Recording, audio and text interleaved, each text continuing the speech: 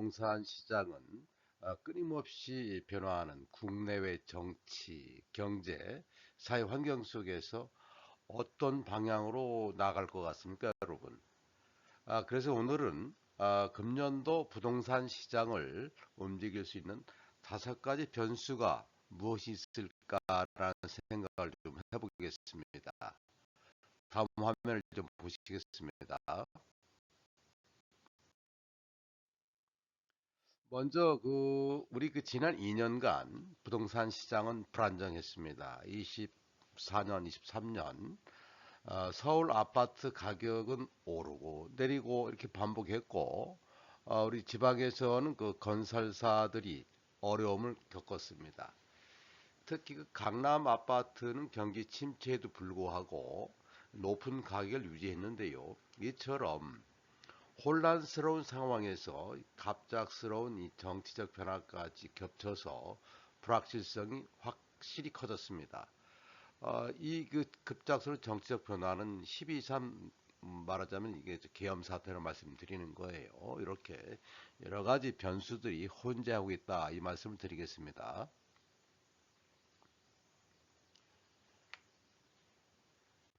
우선 그 정치적 리스크를 보면은 말씀드린 대로 국내 탄핵 정국과 미국 트럼프 2기 행정부가 출범했지 않습니까? 이게 좀 리스크가 오고 있다. 우리 부동산 시장에는 그렇다는 말씀이고요.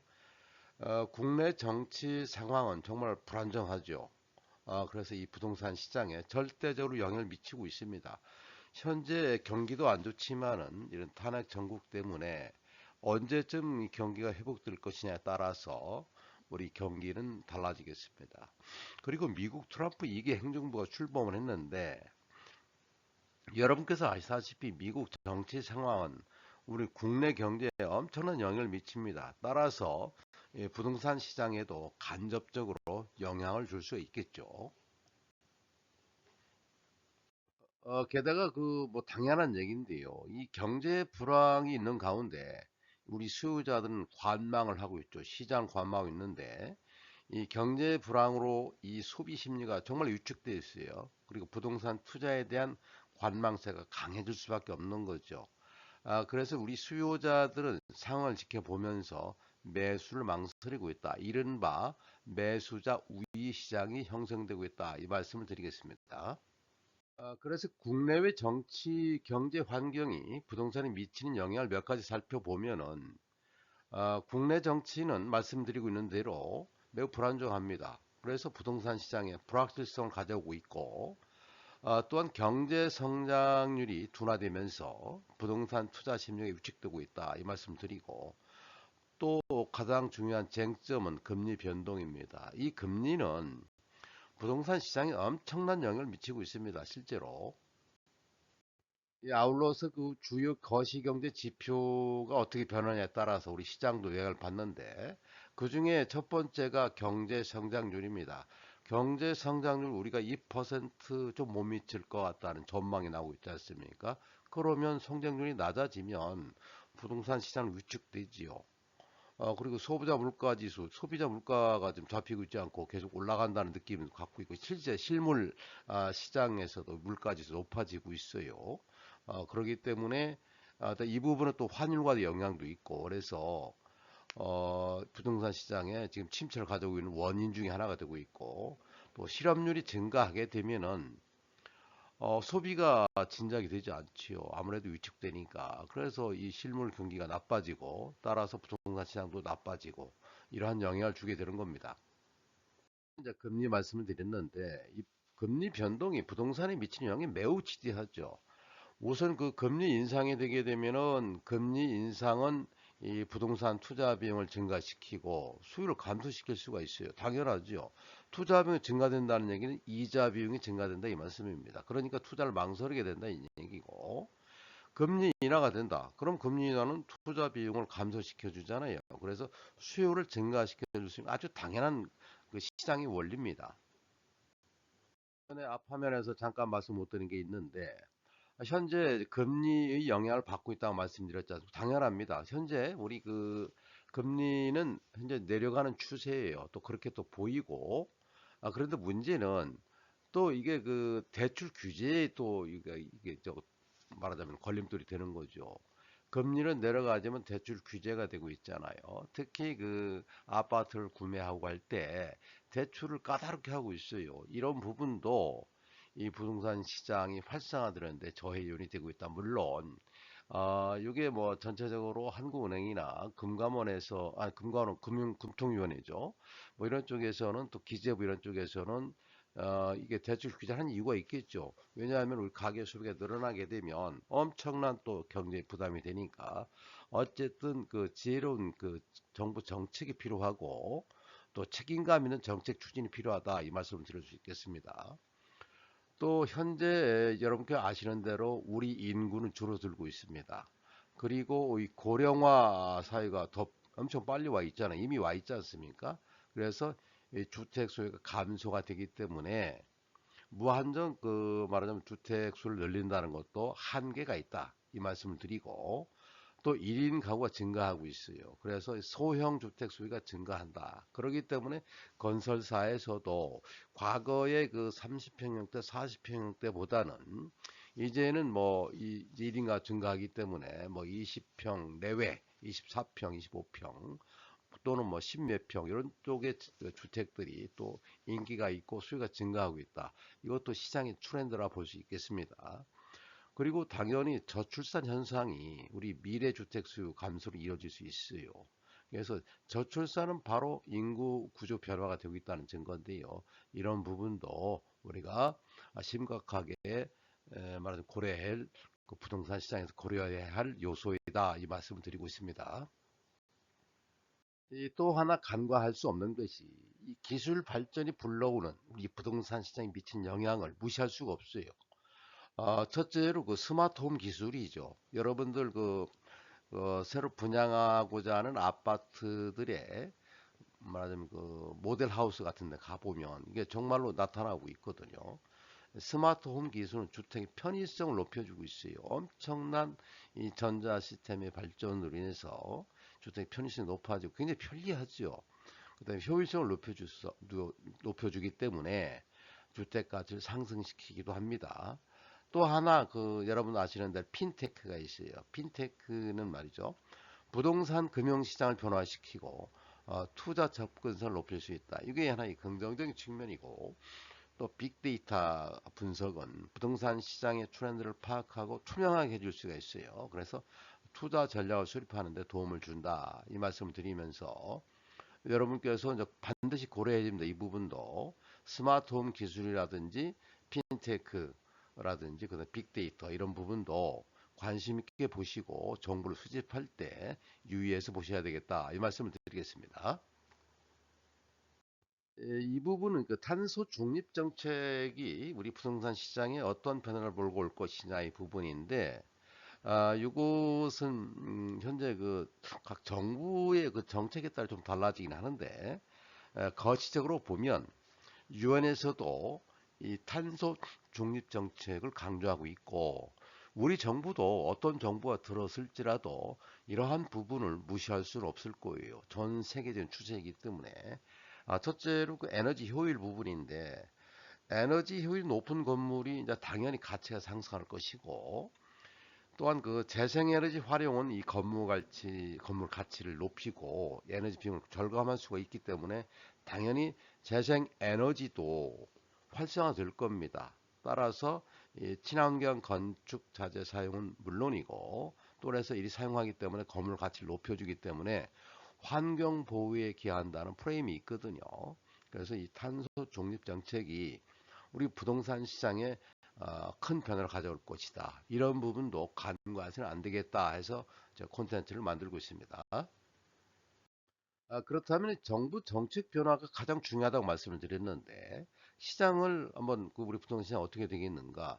지금 많은 부동산 정책이 변화되고 있고 해마다 달라지고 특히 세금 부분은 여러분들이 투자 결정하는데 엄청난 결정 요인이 됩니다. 또 하나 그 농지 이 부분에 있어서도 새롭게 좀 정부에서 그 정책을 발표했는데요.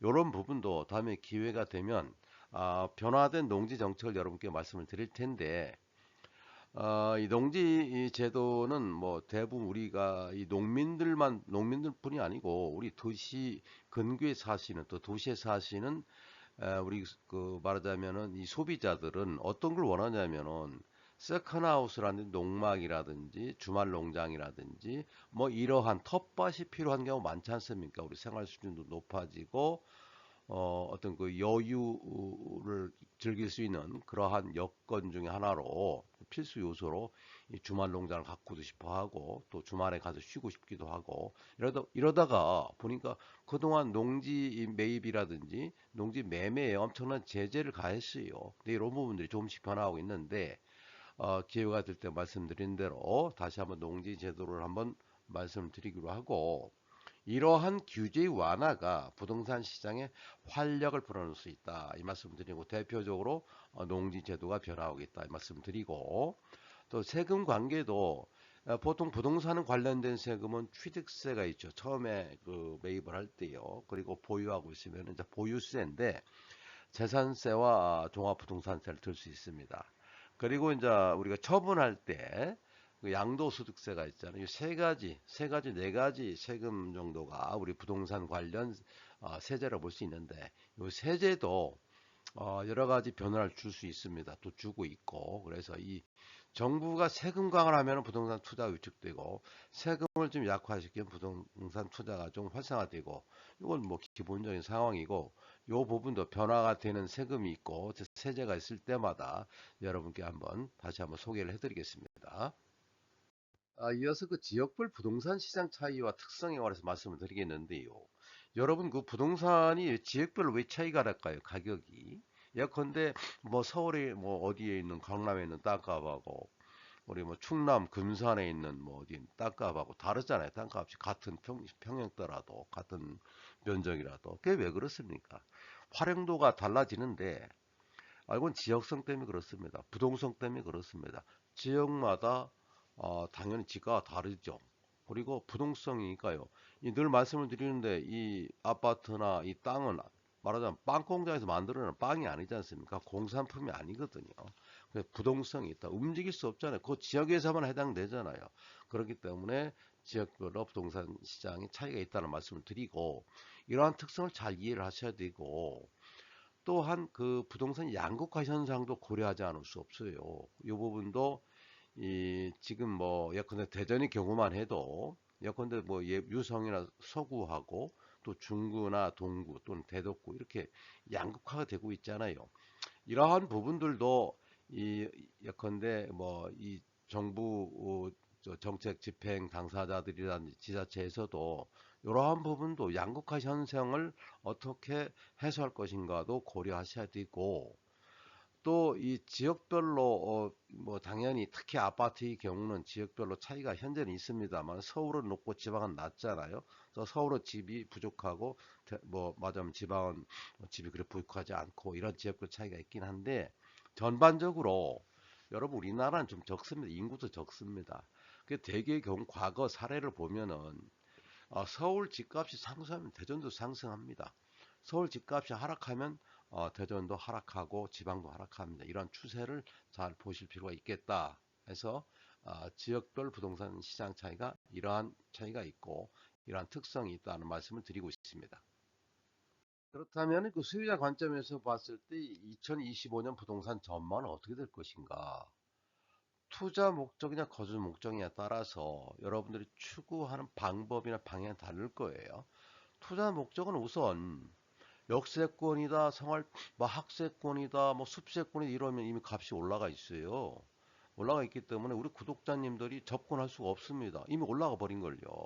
투자 측면에서 봤을 때요. 그래서 어느 지역이 역세권이 될 것인지, 어느 지역이 학세권이 될 것인지, 어느 지역이 정말 전망 좋은 아파트가 들어설 것인지, 이런 그 말하자면 분석을 잘 하셔야 된다는 거죠. 그래서 전문가들하고 당연히 상의도 해보시고 나름 그 권위 있는 말하자면 부동산 관련 업체들하고 상의하시고 협의하시고 하면서 정보를 꾸준히 수집하셔야 되겠다. 그랬을 때 투자 목적을 달성할 수 있다 말씀을 드리는 거고요. 거주 목적으로서는 당연히 제일 우선시 돼야 되는 것이 교통이 편리해야 됩니다. 그리고 우리 아이들, 자녀들 학교 다니기가 편해야 돼요. 그리고 생활 편의 여건이 좋아야 돼요. 예컨대 시장이라든지 아파트 등이 저 뭡니까?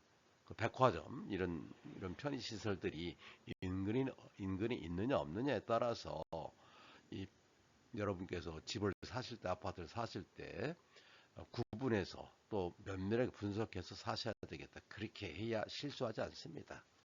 다음 화면 보십니다. 제가 이제 늘 반복적으로 말씀을 드리는데요. 금년도에 부동산 시장을 준비하는 전략이 뭐냐? 간단합니다. 세 가지입니다. 딱 세 가지 말씀드렸어요, 이미. 첫째로는 시장 분석을 하셔야죠.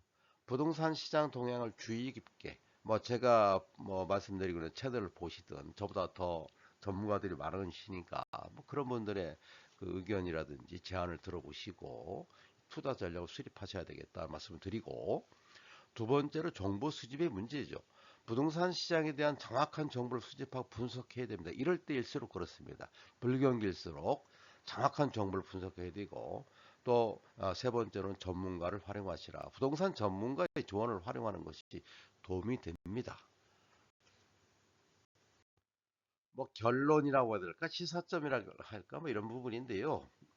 제가 쭉 오늘 콘텐츠를 통해서 말씀드린 주류 내용은 25년 부동산 시장 불확실합니다. 또 불확실은 커지고 있고, 하지만 이럴 때일수록 꾸준한 그 시장 분석과 정보 수집을 통해서 투자 기회를 포착하고 성공적인 자산 투자가가 되실 수 있기를 바랍니다.